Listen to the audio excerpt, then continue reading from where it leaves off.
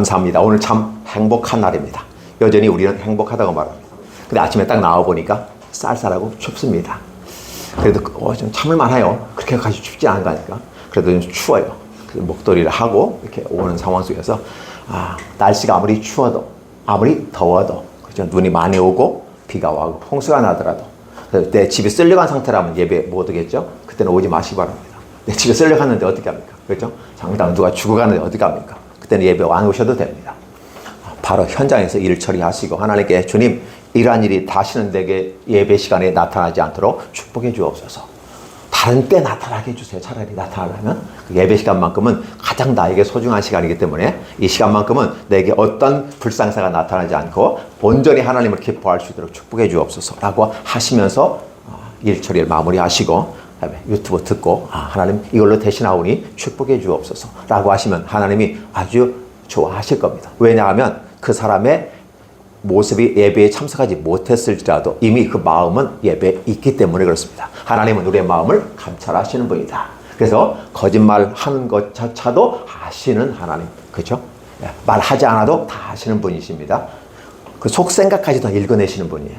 그러다 보면 우리의 이런 삶의 생각과 태도는 하나님 보실 때 복되구나. 하나님 이런 자에게 복을 주시고 기도 응답해 주시겠구나.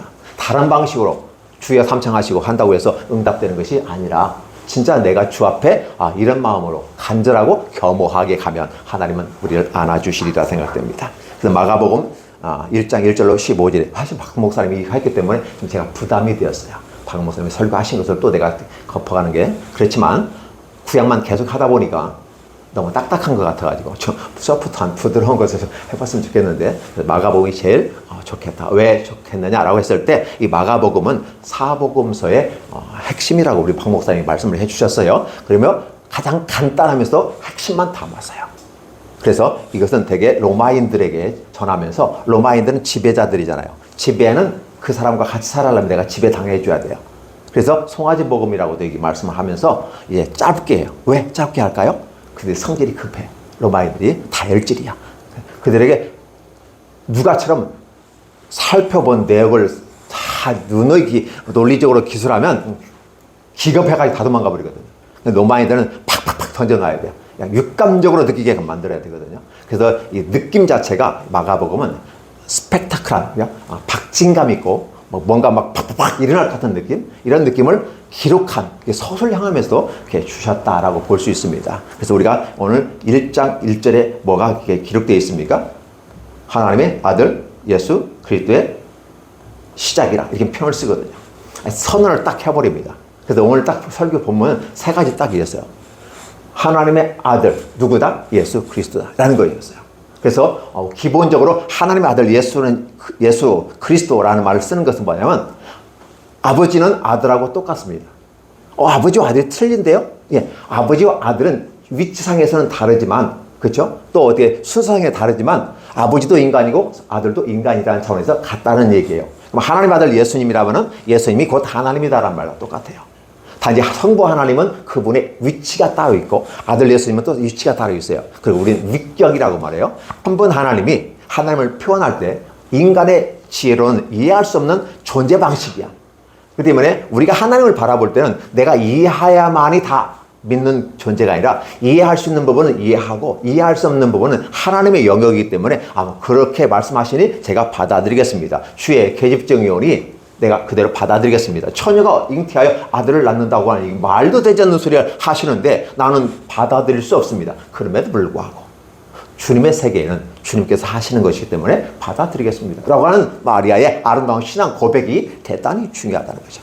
그래서 하나님의 아들 예수 그리스도라는 표현을 쓸 때 그건 하나님과 예수님은 어떤 종류다? 같은 부류의 그리고 예수님도 하나님이고 성부 아버지도 하나님이다 라고 하죠. 그렇죠? 그렇게 함으로써 하나님과 그의 보내신 자 예수 그리스도 그분을 믿는 것은 영생이라고 요한복음에서 딱 정리를 해주는 걸 보면 하나님과 예수 그리스도가 핵심 멤버였구나. 그럼 성령님은 어떻게 될까요? 성령님은 그 두 분이 하시는 역사를 모든 만민족에게 전파하고 적용해가며 마음의 문을 여시는 분이십니다. 그래서 하나님의 눈과 같은 모습으로 하나님과 예수 그리스도께서 보내신 자 이렇게 돼요. 그래서 성령 하나님이시다. 그래서 성령 하나님은 절대 자기를 드러내지 않아요. 성부 하나님과 아들 예수 그리스도를 보여드리고 나타내시는 데 목적이 있어요. 그래서 오늘 저와 여러분들 예수님 믿는 것도 성령 하나님이 우리에게 임하셔서 우리가 성령 세례를 받게 되는 것입니다. 이 성령 세례를 받았다고 하는 것은 우리가 구원받았다는 말을 얘기해요. 우리 마음의 문이 열렸다고 하는 부분이에요. 그리고 난 다음에 뒤에 오셨을 때 물세례를 받는 거죠. 이 물세례라는 개념은 회개한 상태에서, 그 회개는 곧 누가 회개하느냐? 하나님의 성령이 임한 사람이 회개합니다. 그렇죠? 회개하지 않은 상태는 세례를 받을 수 없잖아요. 그래서 세례요한이 전파하며 많은 사람들이 와서 회개하고 세례를 받았다라는 말은 이미 그들에게 성령 세례가 임하였다. 그리고 그러한 가운데서 그들은 세례요한의 물세례를 받았다. 이 물세례라는 개념은 물로 세례, 형식적인, 외향적인, 그래서 누구에게나 내가 세례를 받았으므로 이제는 내가 죽었다가 살아난 겁니다. 새 사람이 되었습니다라고 공표하는 것이죠. 그러나 그 전에 성령 세례가 임한 것이다 라고 보는 거죠. 그 다음에 우리에게 이제 구원받은 우리들에게 하나님께서 더 강력한 에너지를 주시죠. 힘을 주시죠. I'm your energy. 많이 듣던 선전 광고 같잖아요. 그분이 하나님께서 우리에게 힘과 능력을 주십니다. 그걸 성령 충만이라고 말합니다. 신학계에서는 이것 갖고 굉장히 다툼이 많아요. 그러나 그 다툼 필요 없고 우리 신앙 생활 하시는 분들은 신학자들끼리 싸우라고 하고 성도들은 그냥 우리가 예수님 믿는 것은 그냥 믿는 게 아니다. 그분이 내 마음을 문을 열어주셔서 내가 믿은 거다. 그리고 내가 모든 사람의 공식적인 차원에서 공포하는 거다. 그래서 결혼이라는 것도 두 사람 혼자 잘 살면 돼요. 근데 굳이 결혼식을 왜 해요? 모든 사람들에게 알려서 이 사람은 부부니까 건들지 마라. 이미 종쳤어. 두 사람에게는 대시도 하지 마라. 결혼했으니까. 그리고 잘 지켜봐주고 기도해줘. 이런 거죠. 그러면 세례를 받은 우리들은 어떨까요? 이 사람이 예수님 믿었다고 선언했어. 근데 아직은 어린 것 같아. 그러니까 우리가 기도해주고 잘 지도해줘야 돼. 라고 하는 부분이 필요하지 않을까 싶습니다. 맞지요? 여러분들의 믿음을 정리하면서 가는 겁니다. 그래서 오늘 저와 여러분들에게 가장 중요한 것은 내가 예수님 믿은 것이 아니라 우리 성령 하나님이 내게 찾아와 주셔서 내 마음을 열어주셨다. 그래서 나는 거부하지 아니하고 수용했다. 그러다 보니까 내게 믿음이 들어왔다. 그것이 내가 믿음을 가졌다고 말할 수 있는 근거가 되는 거다. 따라서 나는 예수 믿는 사람으로 고백을 해야 된다. 여러분의 고백은 무엇입니까? 하나님께서 마가의 고백을 들어보십시오. 하나님 아들 예수 그리스도의 복음의 시작이라고 딱 던져버립니다. 강력하게 던져버립니다. 오늘 이 내용을 보면 세 가지로 설교를 되게 할 수 있어요. 첫째, 예수님은 하나님의 아들이시고 구원자시다. 첫 번째. 두 번째, 주님은 그 구원을 이루기 위해서 십자가에 못 박혀 죽으신다라는 것을 세례로서 표현합니다. 친히 세례를 받으셨다라고. 오히려 세례요한이 말합니다. 내가 당신에게 세례를 받아야 되는데 당신이 내게 세례를 받으시면 어쩌면요. 있을 수 없는 일입니다. 그랬더니 예수께서 아니다. 하나님의 의를 위해서 내가 당신에게 세례를 받는 것이 좋다. 그대로 행하라. 예, 알겠습니다. 이렇게 얘기하는 겁니다. 예수님이 직접 자기 종에게 세례를 받는 것처럼 보였습니다. 근데 예수님께서 물속에 들어갔다가 날아올 때 뭐가 나타났습니까? 이거 같이 읽었잖아요. 하늘에 하늘문이 열리고 성령이 내려오신 걸 볼 수 있었어요. 어떤 역사일까요? 주님의 죽으심과 부활로 말미암아 인치신 분인데 이분이 앞으로 오실 메시아다. 진짜 복음이다라는 걸 얘기해 주는 것이죠. 그래서 마가는 이런 강력한 믿음의 고백을 하는 겁니다. 내가 세례 받은 것까지 좋다 이게요. 내가 예수 믿는 것까지 좋다 이게요. 그런데 문제는 뭐냐면 나는 뭐라고 예수님을 표현할 것인가? 나는 어떤 신앙 고백을 할 것인가? 여러분들이 예수 믿는다고 말합니다. 수많은 사람이 예수 믿는다고 합니다. 근데 저는 바라기를 많은 사람이 예수 믿지 않기를 원해요. 목사가 그 말하면 돼요? 파격적이잖아요. 이단적인 발상이고 그렇잖아요. 문제는 뭐냐면 하나님이 다 걸러내요. 알곡과 쭉쟁이는 걸러냅니다. 한국 교회 상황이 어렵고 힘들다고요? 하나님은 이때를 쯤에서 알곡과 쭉쟁이를 걸러낸 건 아닐까? 라고 저는 추측을 한번 해보는 겁니다. 왜냐하면 어중이 떼중이 다 모여가지고 무리들이 예수님 앞에 서 있습니다. 왜 왔느냐 했을 때 그의 오인 사람들은 어떻게 돼요? 하나님의 말씀을 듣고 죄를 회복하고 감격 속에서 오신 분도 있습니다. 근데 어떤 사람도 있습니까? 거기 가면 예수님이 뭘 준대. 막 먹을 걸 갖고. 그때 당시 먹을 게 없잖아요. 그렇죠? 물고기, 오병이어 사건을 통해서 나눠주시잖아요. 그 더 중요한 건 뭐냐면 예수님을 죽이려고 가서 무슨 말 하나 하고 메모해 뒀다가 이런 말 했대요. 간책 같은 이런 사람들이 있어가지고 예수님을 죽이려고 하는 사람도 있었다라는 거죠.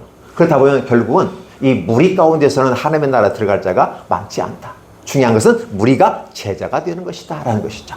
그럼 제자가 된다는 말은 뭘까? 바로 신앙 고백을 할 수 있는 사람들이죠. 우리는 보이지 않는 하나님에 대해서 뭐라고 그림을 그려볼까?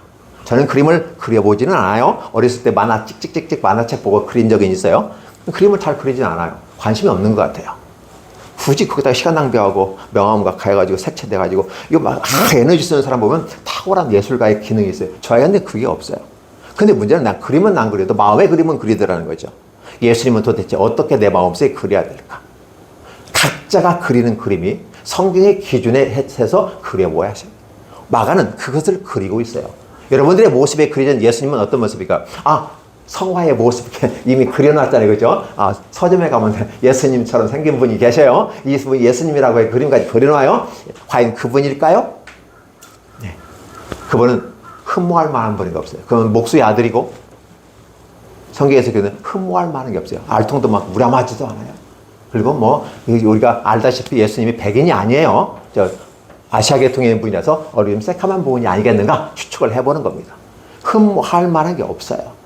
그런데 그분이 메시아이고 그분이 복음이라고 마가는 선언하고 있다는 것이죠. 저는 여러분에게 복음이 여러분에게는 어떤 의미가 있고 여러분은 복음을 어떻게 표현하시겠습니까? 라는 거예요. 신학 공부하는 거 아닙니다. 신학 아니에요. 성도들이 내 삶을 살아가면서 막연하게 와서 예배드리고 왔다 일수도장 찍고 가는 것처럼 간다. 어떤 분은 피아냥 그리면서 이게 하지만 저는 일수도장 찍더라도 찍어야 뭐가 가치가 있잖아요. 찍으면 오잖아요. 오면 듣게 되면 믿음이 생기는 것이고 믿음이 생기면 구원의 역사가 나타나는 것이기 때문에. 근데 구원의 역사를 받은 구원의 은혜가 우리에게 임한 저와 여러분들은 나에게 있어서 복음은 무엇이라고 표현할 것인가. 중요한 것은 성경에서 이렇게 얘기하는 것, 다른 사람이 이렇게 얘기하는 것, 그분은 그분의 것이에요. 누트는 누트의 것이고 칼빈은 칼빈의 것입니다. 그렇죠? 중요한 것은 마가는 마가의 것이란 말이에요. 오늘 이 책을 읽는 나는 복음을 무엇이라고 표현할 수 있겠느냐. 나의 언어로. 왜 언어로 표현한다고 하는 것은 생각이 언어로 나오기 때문이에요. 여러분 아시잖아요. 나의 생각이 언어로 표현되는 거고 언어는 곧 나의 행동으로 옮겨지는 거고 행동이 시간이 가면 습관이 됩니다. 그리고 그것이 내 삶의 문화가 돼요. 그러다 보면 나의 한마디가 곧 내 삶의 모습 가운데 문화가 되어졌다는 거죠. 그렇죠? 나이가 먹으면 몸이 굳어지고 그렇죠? 운동도 민첩하게 잘 못하잖아요. 굳어지는 거죠. 그럼 어떤 식의 굳어질 것인가? 나의 믿음은 어떤 식으로 만들어 놓을까? 그렇죠? 물론 믿음은 유연성이 있어서 운동력이 있습니다. 그럼에도 불구하고 우리는 하나의 어떤 형태, 시스템을 만들어가는 거죠. 언어의 시스템으로 만듭니다. 왜 그런지 아시죠? 하나님이 천지를 창조하시니라 라고 말씀하셨는데 바로 누가? 요한복음에서는 그 천지창조는 말로써 했다라고 기록을 하고 있어요. 그 모습을 가요. 그래서 오늘 중요한 것은 우리들에게 믿음의 복음의 실체는 무엇일까? 여러분한테 한번 나누는데 메모를 끄적끄적 한번 해보시고 나에게 있어서 복음은 이러이런 것이다 라고 한번 해보시면 어떨까요? 어떤 분들은 이렇게 얘기합니다. 복음이라고 하는 것은 또 구원이라고 하는 것은 기본적인 복된 소식이기 때문에 우리들이 필요한 것들 당장 경제적인 문제 해결해야 됩니다. 그래서 경제적인 문제가 해결되면 복음의 복된 소식이다라고 말합니다. 그렇죠? 육체가 건강하지 않은 분은 건강한 것. 정신이 건강하지 않으면 정신이 건강. 이것이 행복이다. 그래서 경제와 건강이 최고다라고 일반적으로 누구나 얘기합니다. 부인할 수가 없는 사실입니다. 그리고 아울러 더 복음은 이 사회 가운데 사람과 사람 사이에서 함께 좋은 관계 맺어가는 것. 이게 바로 좋은 복음이다라고 볼 수 있죠. 그렇죠? 그러면서 문화 속에서 나의 주의, 사회 문화 속에서 나의 위치를 다져가는 것. 이게 바로 우리는 복음이라고 말합니다. 그것은 교회에 오는 많은 사람들이 추구하고 이것을 얻어가려고 와요. 근데 교회에 왔는데 이것을 얘기하지 아니하고 복음을 얘기하는데 그 복음이 아니라 하나님의 아들 예수 그리스도의 복음을 얘기해요. 그리고 복음은 누구로부터 시작했다? 예수님으로부터 시작했다라고 말합니다. 이게 보면 다 소유격으로 돼 있어요. 영어로 보면 The beginning of the gospel about Jesus Christ. about이라고 내놓아 있었는데요. 다른 NSB는 of로서 나왔더라고요. 이게 소유격이 나지 역격 이렇게 되는 거거든요. 다른 말이면 요 내용들은 보면 예수께서 복음이시고 첫 번째 예수님이 복음이시고 그래서 복음은 예수님으로부터 시작됐다라고 얘기하는 거예요. 근데 복음으로 시작돼서 복음으로 끝나지 않는 자들이 있어요. 그렇죠? 시작은 같았는데 끝이 달라. 그걸 우리 이단 사입이라고 하죠. 이단은 끝이 다르다. 이게 지금도 이단은 예수님을 얘기하면서 예수님이 중심이 있지 아니하고 다른 복음이 들어와 있어요. 분명히 시작이 있으면 끝이 같아야 돼요. 기독교의 역사관은 직선적인 역사관이에요. 시작과 끝이 같아야 돼요. 그런데 시작과 끝이 다른 쪽으로 방향을 잡았다면 이걸 다른 복음이라고 말하는 것이고, 그리고 우리는 이단이라고 말했죠. 그럼 이단은 뭐예요? 끝이 다르다. 결과가 다르다는 말이죠. 결과가 다르다는 말은 뭐예요? 그 안에 진리가 없다. 그래서 요한복음이 말하는 대로 그 속에 진리가 없음으로 말할 때마다 거짓을 이야기하는 사탄, 너희 아버지를 따라가는 어둠의 자식들을 이렇게 표현하면서, 우리는 복음의 시작은 예수 그리스도 시작하기 때문에 다른 복음을 추구해서는 안 된다. 근데 문제는 대한민국에 수많은 사람들이 나타나서 복음이신 예수님은 완전하지 못했어. 그래서 내가 또 그걸 이루려고 왔어. 라고 하는 또 이게 누가 있죠? 그 또 다른 것들도 있죠? 네. 이름을 지목하면 이단인데 이단이라고 말하면 고발을 하기 때문에 굳이 이름을 밝히지 않고 이단 사입이라고 총칭해서 얘가 얘기하는 겁니다. 그리스도께서 복음이 시작되어졌고, 그러면 복음으로 끝나야 됩니다. 나는 알파와 오메가라. 나는 처음이요 나중이라. 그러면 끝이 같아야 돼요. 그런데 다른 복음이 들어와요. 예수도 좋지만 부족해. 그래서 사실은 마호메트가 오고 다른 종교들이 왔죠. 계속해서 옵니다. 앞으로 온 수많은. 그런데 문제는 뭐냐면 그들이 올 때 그냥 오지 아니하고 예수님에다가 플러스 1 플러스 1, 2 플러스 1 이런 식으로 막 들어오는 것입니다. 많은 사람들은 혹하고 가죠. 왜? 그들이 원하는 것은 경제적인 것, 정신, 육체 건강, 그다음에 미래 사회적인 관계 속에서 안녕을 추구하기, 이 땅의 것만 추구하기 때문에 그렇게 들어올 수 있습니다. 미혹된 사람들이 굉장히 많아요. 근데 그렇게 가는 이유가 뭘까? 오히려 차라리 이단들이 많아져가지고 많은 사람들 현혹해가지고 쫙 빼가면 예수님 편하시겠어요? 뭐가 편할까요? 뭐가 편할까요? 타작마당에서 그 수고 안 하셔도 되잖아요. 알고가 쭉전에 곤란할 필요가 없어. 알아서 지가 골라져서 기가 막혀요. 아니, 이렇게 막 하고 있는데, 환경이라는 것도 이렇게 하고 있는데, 알고는 안으로 들어오고요. 쭉저기는 밖으로 나가요. 기가 막혀요. 우리 권사님 시골에서 키 해보셨죠? 농사 지면서. 알고는 이렇게 들어와요. 착착 들어와요. 근데 날아가요. 그죠? 하나님께서 하는 거 아닌가? 그래서 한편에서는 왜 이렇게 이단 사이비들이 판을 치고 막 득세 그리고 막 양복 쫙쫙 빼입고 막 멋있게 하는 이 모습 가운데서 하는 그 모습을 보면서 뭐지라는 생각을 해보게 되는 거죠. 그 한편에서는요, 이게 저희 집에 가다 보면 수많은 사람이 막 쫙 몰려오는데 양복 쫙 빼입고 온 가족이 막 한 세트가 착착착착 나오는데 보면 막 얼마나 좋은지, 얼마나 부러운지. 근데 부러울 게 아니에요. 그래서 주님 어찌합니까? 라고 가는데 한편에서는 이 생각이 들어요. 또 한편에서는 생각일 뿐이에요. 하나님이 작업을 해두시는구나. 하나님 편하려고 이 땅에서부터 다 준비했는구나. 이단이 많아지는 건 차라리 잘된 것일 수도 있겠다 라는 생각을 해보는 거죠. 아니, 예수님 안 믿고 이단에 빠지는데 뭐가 잘됐다고 그 목사님의 말을 그렇게 식으로 해요? 그렇게 얘기할 수 있잖아요. 근데 그건 제가 원하는 게 아니라 내가 어떤 에너지 통해서 어떤 변화를 가할 수 없는, 그냥 약자의 입장에서 이렇게 보는 입장에서 보면 그렇게 해석하는 것이 내 속 편하겠구나 라는 생각을 해요. 제가 선택하고, 그래서 가룟유다가 제 갈 길로 갔는데 진짜 제 갈 길로 가는 사람들이 있구나. 난 가룟유다만 제 갈 길로 가는 줄 알았어요. 근데 이단 사이비로 막 자원해서 막 기가 막히게 가요. 자기만 가는 게 아니라 막 가족 세트를 들고 가요. 정상적인 길로 가면 복음의 시작인, 그래서 알파와 오메가는 그 길로 쫙 가면 좋은데, 다른 길로 가면서 아내를 데리고 자식들을 가지고 때로는 강압적으로 마지못해서 막 끌려가는 이런 모습들을 바라보면서, 그 다른 사람까지 또 끌고 가요. 끌려가는 사람은 미혹된 사람이라고 우리는 설명해 볼 수 있다면 참 불쌍하지 않은가, 그런 생각을 해보는 겁니다. 근데 마가는 지금 하나님의 아들 예수 그리스도의 복음의 시작이라고 딱 전하죠. 근데 이걸 딱 보면서요, 누가복음에서는 차근 이래서 저래서 그래서 우리 이렇게 쉽게 이해할 수 있는데, 이 마가복음 막 긴박감을 가지고 갑니다. 갑자기 복음의 시작이라고 하면서 세례요한이 나타났고, 세례요한이 하는 표현들 몇 마디 하시면서, 근데 세례요한의 믿음의 고백이 있어요. 뭐라고 합니까? 선지자 이사야의 글에, 그건 선지자 40장 3절에 있는 말입니다. 그걸 말라기 3장에 있는 말이에요. 그래서 이사야의 글에 내 사자를 내 앞에 보내느니. 근데 이 내용이 또 누가복음에 기록되어 있어요. 그래서 그런 내용들이 우리가 읽어보면, 마가복음이 단촐한 게 아니라 바로 보완해서 우리가 통합적으로 복음서를 볼 수 있는 눈을 열어주고 있구나.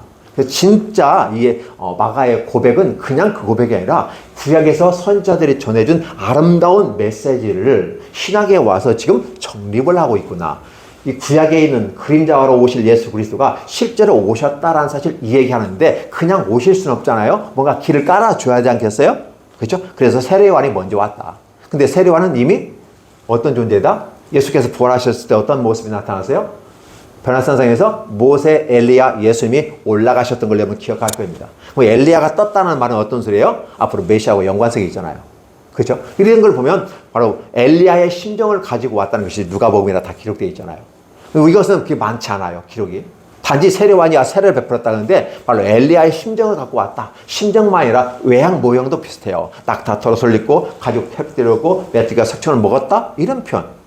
와서 보면 엘리야를 상상할 구약에서 엘리야 그 모습을 외형적인, 그래서 우리가 김정일이 김일성의 모습을 흉내를 똑같이 내잖아요. 그렇게 왜? 자기의 권위가 많이 떨어지니까. 그래서 할아버지 김일성이 권위가 있어 보이니까 머리라든지 이런 걸 똑같이 하면서 그 마음을 리더십을 갖고 가는 거거든요. 바로 그 세례요한을 보니까 엘리야의 모습과 똑같더라는 거예요. 그러면 엘리야가 온다는 말이 아니었고 엘리야와 같은 심정을 가진 사람이 와서 메시아 길을 열어주겠다라고 구약의 메시지가 신약에서 이루어져 성취되었다. 근데 그분이 곧 예수 그리스도인데 하나님의 아들이었다. 그분이 곧 우리의 복음을 전해주신 분이다라고 얘기해주는 이걸 보면 그렇구나. 이거였구나. 라고 여러분들은 정리를 해보실 수 있는 거예요. 그럼 여러분들은 하나님의 말씀에 지식이 쌓여가면서 논리 정연하게 다른 사람에게 설명할 수도 있을 것이다. 라고 보여지는 것이죠. 그렇게 해서 결국은 어떻게 합니까? 세례가 펼쳐지네요. 그래서 광야에 외치는 자에 했지만 요단강에서 세례를 베푸는 거죠. 예수님마저도 그 앞에 세례를 해요. 결국은 세례라는 말은 뭘까요? 우리는 세례를 받았다고 말하지만 이것을 예수님과 매칭시키면 그분은 십자가에 죽으시고 살아날 거라는 사실을 여기서 얘기해요. 근데 그걸 입증하는 모습이 하늘문이 열려버리는 것입니다. 여러분, 하늘문이 열리면 게임 끝나는 겁니다. 하나님이 직접 개입하시는 거니까. 하늘문이 열렸어요. 이 하늘문을 열렸다는 말 단순하게 진짜 한 구름이 쫙 가려지면서 빛이 쫙 임하고 성령이 쫙 임하시는 그림이 그려질 겁니다. 그러면서 뭐라고 합니다? 이는 내 사랑하는 자라. 너희는 저의 말을 들을지어다. 아주 묵직하게 들리는 것처럼 연출을 할 수 있어요. 근데 그 소리를 누가 만들었어요? 아무도 못 들었어요. 예수님과 세례요한만 들었습니다. 다른 사람은 우르릉 팡팡팡팡 이 소리밖에 못 들었을 것이다. 하나님의 목소리는 들을 수 있는 사람에게만 들리게 되는 것이죠. 그래서 결국은 이것을 마가가 외쳐대면서 진짜 예수 그리스도는 십자가에 못 박혀 죽으신다. 세례를 통해서. 그렇죠? 그리고 raising 올라온다. 어디로? 물 위로. 그리고 올라와서 그분은 인정을 받는데 하나님이 인정해 주신다. 성령이 그의 비리가성이 쫙 임하면서 이런 내 사랑하는 아들이다. 이렇게 표현을 하는 이 모습을 보면 와 진짜 멋있구나. 그래서 긴박하게 움직이면서 바로바로 얘기합니다. 이건 세례요한이 나왔다가 다시 예수님께서 그렇게 세례받으실 때 바로 광야로 막 이끌어가요. 성령님께서 이끌어가신 다음에 또 어떻게 돼요? 거기서 시험을 받으시고 바로 또 이게 세례요한이 감옥에 갇혀버려요. 이 내용을 보면 시간에 그걸 굉장히 단축시켜서 긴박감 있게 착착착해요. 로마인들이 보면 이 내용을 보면 예수가 하나님의 아들이구나. 복음이 시작됐구나. 근데 그분은 그 복음을 전하니까 어떻게 돼요? 죽었다가 살아나야 돼. 진짜 복음은 우리를 위해서 죽어 주시는 분이 계시는데 그렇게 죽으셨고 살아나시구나. 근데 그분이 결국은 시작하면서 세례요한이 성장의 이슬로 사라지면서 진짜가 나타났구나. 그러면 세례요한은 가짜인가? 가짜는 아니다. 세례요한도 보통 사람이 아니에요. 우리가 사가랴와 엘리사벳이 나이가 많아서 그랬을 때 애를 가지지 못했는데 하나님이 주셨어요. 그 세례요한이 태어난 것도 기적 가운데 태어났다. 6개월 예수님보다 앞서 태어났다. 같은 나이는 똑같은 것 같아요. 그렇죠? 근데 세례요한이 준비하고 있었어요. 준비한 다음에 그분이 메시아가 본체가 오시니까 형장의 이슬로 그냥 사라져버려요. 이 모습을 보면서 예수님이 여인이 낳은 자 중에 가장 큰 자가 누구다? 세례요한이라고 표현하고 있어요. 그러면서 세례요한은 세례를 주면서 형장의 이슬로 사라졌잖아요. 앞으로 오실 메시아도 성령 세례를 주시면서 구원을 허락해 주시고 아울러서 그분도 형장의 이슬로 죽으실 것이다 라고 얘기해요. 근데 세례요한은 부활했다는 말이 없죠. 근데 예수님께서는 부활하셨잖아요. 이렇게 해서 대비시키면서 그림이 그려져요. 이 그려지면서 앞으로 오실 예수께서 복음을 전파하시는 거예요. 비로소 갈릴리에서 복음을 전파하시니라고 15절에 딱 끝나버리는 거죠. 어떻게 복음이 전파될 것인가는 이어져서 나오게 되는 것이죠. 진짜 그분이 마가가 얘기한 대로 복음의 시작이고 그분이 하는 모든 것들 속에서 능력이 탁월하게 하나님의 역사를 베풀 것인지 아닐 것인지 이제 앞으로 전개되는 사건을 통해서 봐라 라고 하는 긴박감 넘치는 하나의 영화를 주는 거죠. 요즘 영화를 보면 그래요. 갑자기 시작하자마자 막 쾅쾅쾅쾅 하면서 뭐가 막 긴박하게 움직이고 쫙 해요. 그러다가 총을 맞든지 뭐 했든지 딱 해서 쓰러지면서 과거의 회상기법으로 들어가요. 그래서 과거의 모습으로 다시 쭉 이어지면서 끝나는 게 맞습니다. 이 마가복음도 지금 긴박감 넘치게 많은 시간에 이것을 축약해서 팍팍팍 밀어버려요. 로마인들은 속 시원하게 듣습니다.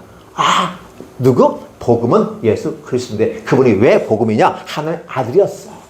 근데 그분이 전해준 말씀, 그리고 그분 자체, 그리고 그분이 가르쳐준 교육들, 그 다음에 그 복음이 전파될 때, 지금 세례를 얘기할 때 예수님께서 세례를 또 한 부분에서 문화 속에 나타난 한 여인이 나타나서 머리카락으로 예수님의 발을 씻으면서 눈물로 옥합을 부으면서 할 때 시몬 같은 경우는 이 비싼 걸 팔아서 가난한 자에게 주면 좋을 텐데 왜 이걸 허비하느냐라고 하면서 예수님을 이렇게 무시하는 사건이 발생했어요. 그때 예수님은 너는 내가 들어왔을 때 발시선물도 주지 않았지만 이 여인은 그 비싼 것을 내줬다. 근데 이 여인이 내게 쏟은 이것은 내 죽음을 장사하는 것이다 라고 얘기했어요. 그래서 복음이 전파되는 건데 이 여인의 것도 전파돼요. 여인이 부은 사건이 예수님이 십자가와 관련되니까 복음이 되는 거예요. 예수님께서 세례를 받으시고 물에 들어갔다 올라온 것도 십자가와 연관되어져서 결국은 하나님이 인정하시는 분이다. 세례와는 그걸 보고 흔쾌히 형장의 이슬로 사라지죠. 어떤 형장의 이슬? 바른 소리 하다가 헤로드 왕이 잘못한 거에 대해서 하다가 헤로디아의 그 딸로 말미암아 목이 잘려서 소반에 갇혀서 헤로드 앞으로 가는 모습을 보면서 사라지죠.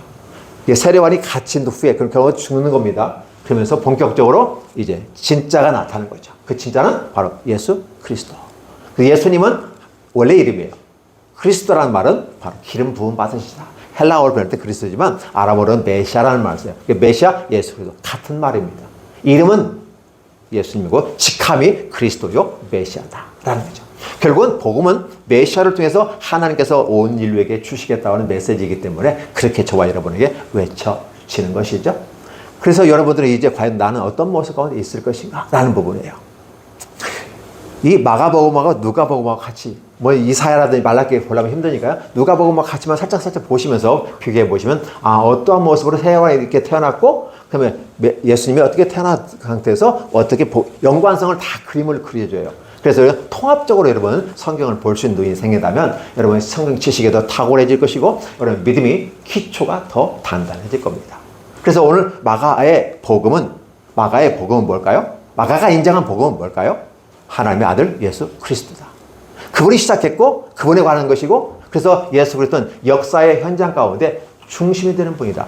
그래서 히스토리, HIS, 스토리잖아요. S는 반복되니까 중복해서 히스토리가 됩니다. 역사라는 거예요. 그건 그의 역사, 그의 이야기가 역사가 되고 역사의 현장에 그래서 중심에 서서 그 오시기 전을 뭐라고 하죠? BC라고 말하고 뒤에는 AD라고 하죠. 주가 오시기 전과 후의 세계를 그래서 역사는 그렇게 구별해보는 거죠. 그러면 결국은 역사의 주인이 되시고 그의 얘기니까 이 성경 얘기는 누구 얘기예요? 그 얘기야. 우리가 일반적으로 말하면 크로니카는 역사 연대기적인 쭉 이어지는 연대기적인 역사 속에서 모습과 크로니카 카이로스적인 시간 개념이 있어요. 그리고 이렇게 보면 쭉 이어지는데 한 부분 개입하시는 하나님의 시간이 있어요. 이 가운데서 지금 그 가운데 항상 연대기적으로 쭉 봐도 그의 주인은 예수님이시고 아브라함에게 나타나신 하나님, 이삭에게 나타나신 하나님, 야곱에게 나타나신 하나님 분명히 다른 시대의 포인트 중점적으로 나타났거든요. 그것도 하나님의 개입이시거든요. 그러면 그런 역사 속에서 여전히 누구다? 아브라함에게도 멤버가 주인이 하나님이시 예수님이라는 거예요. 그러면 이삭에게도 마찬가지고 야곱에게도 마찬가지고 오늘 저와 여러분들에게도 여전히 우리 주인은 예수 그리스도라는 거죠. 그러면 제가 오늘 여러분들에게 이제 사실 제목을 뭐라고 하냐면 이게 나는 주연인가? 나는 조연인가? 여러분은 주연입니까? 조연입니까? 정상적인 바른 교회의 성도들은 하나님이 주인이시고 우리는 청지기로 조연을 감당합니다. 그렇죠? 이게 바른 겁니다. 좀 이렇게 좋은 교회를 지향하는 사람들은, 종교에 머무르는 사람들은 내가 왕이고 하나님은 옆에 이렇게 앉아서 계신 분이시오. 내가 왕이다 이렇게 됩니다. 바른 교회의 모습은 나는 하나님이 왕이시고 나는 그분의 종이다. 그래서 나는 그분 앞에서 이 세례 요한처럼 나는 보조자다. 보조자. 조연이다. 주연은 누구다? 예수 그리스도. 메시아. 그래서 그분이 우리의 왕이 되신다. 그래서 우리는 고백하는 겁니다. 사사기에서도 계속 말한 게 왕이 없었으므로라는 말을 썼잖아요. 그건 하나님의 말씀이 지배되지 않는 세계, 믿음이 저버려진 세계를 사사기라고 표현한다면, 진정한 우리의 왕은 메시아 예수 그리스도. 근데 그분이 하나님과 그의 보내신 예수 그리스도. 그분을 믿는 게 영생이기 때문에 결국은 하나님과 예수 그리스도의 귀한 사역들이 우리에게 오는 것이 복음이다. 그 복음이 있는 곳에 영생이 있다라고 함께 정리해 보는 것이 합당할 것입니다. 그렇죠? 그래서 여러분들에게 나는 과연 조연인가를 물어보고 싶어요. 제가 첫 번째 질문은 뭐였어요? 여러분에게 복음은 무엇입니까? 첫 번째. 두 번째, 나는 과연 하나님의 나라 앞에서 나는 주연인가 교연인가? 스스로가 나는 조연입니다. 마치 예수님이 오시기까지 나를 통해서 주님이 드러난다면 나는 조연이고, 예수님께서 원하시면 나는 이스라엘 역사의 현장에 사라질 수도 있습니다. 얼마든지 써주시옵소서. 주께서 원하시는 때는 뚝배기로 써주셔도 되고 개밥그릇으로 써주셔도 되고 귀하게 도자기처럼 써주셔도 되거나 주께서 원하시는 대로 내가 쓰임받기 원합니다 라고 말하는 것이 세례요한의 삶의 모습이다. 그래서 나는 그분의 신발 푸는 거 있잖아요. 왕이 딱 나고 주인이 나가면 종인들이 쫙 나가지고 주인의 신발을 묶어주잖아요. 근데 그 노예들이 하는 그것도 나는 감당할 수 없을 정도로 세례요한은 겸손하게 자기를 낮추는 모습이에요. 여인이 낳은 자 중에 이보다 더한 자가 없다라고 주님이 칭찬받는 그 모습을 보면 우리의 모습은 어떤 모습이어야 될까요? 뭐 좀만 잘하고 뭐 하면 막 어깨에 힘 빡 주고 쪼으면 이렇게 하는 그런 모습이 아니라 겸손하게 낮아지는 모습이 신앙인의 아름다운 표본이다. 그렇죠? 그리고 아울러서 우리는 하나님의 앞에서 맡겨진 청지기로서 내 삶을 관리하고 이끌어가는 사람들이다. 주님께서 원하시는 부분. 그래서 마지막에 항상 우리는 회개를 해야 된다. 어떤 평가를 받잖아요. 잘했느냐 못했느냐 얼마만큼 되겠느냐 이런 평가를 받을 수 있는 청지기로서 우리는 선택된 자이다. 그래서 그런 모습에 대해 늘 겸손하게 가야 된다. 그러한 성공자가 하나 있다면 누굴까요? 바로 요셉이다. 요셉은 우리의 샘플이잖아요. 정상적이고 바른 교회의 모습은 요셉과 같이 하나의 국무정력하려면 마치 왕 같은 모습으로 관리하며 그 나라를 이끌어가는 멋진 모습이, 아름다운 모습이 청지기다. 그렇죠? 그리고 아울러 왕에게 다 바쳐버리는 모습. 그러면서 결국은 영광은 어떻게 돼요? 다른 사람이 나한테 주는 거잖아요. 나는 이제 그 모든 걸 내려놓고 왕에다 올려드리는 거죠. 오늘 저와 여러분들의 모습 가운데 여러분 행복한 모든 것들은 이 모든 것 다 주님이 주신 것입니다. 나는 마땅히 해야 될 걸 한 것. 이렇게 끝나는 것이 아름답지 않을까를 생각해 보는 것이죠. 그래서 두 가지입니다. 여러분에게 복음은 무엇입니까? 여러분 어떻게 나에게 있어서 나의 복음은 뭘 어떻게 설명할 것인가? 마가는 이렇게 설명했다면 나는 어떻게 기록할 것인가? 첫 번째. 두 번째, 나는 내 인생의 주연인가 조연인가? 라는 부분이에요. 하나님 앞에서는 나는 조연입니다. 그렇죠? 하나님은 조연입니다. 그런데 내게 청지기로 맡겨진 입장에서는 나는 주연이 되죠. 청지기로서의 주인은 주연입니다.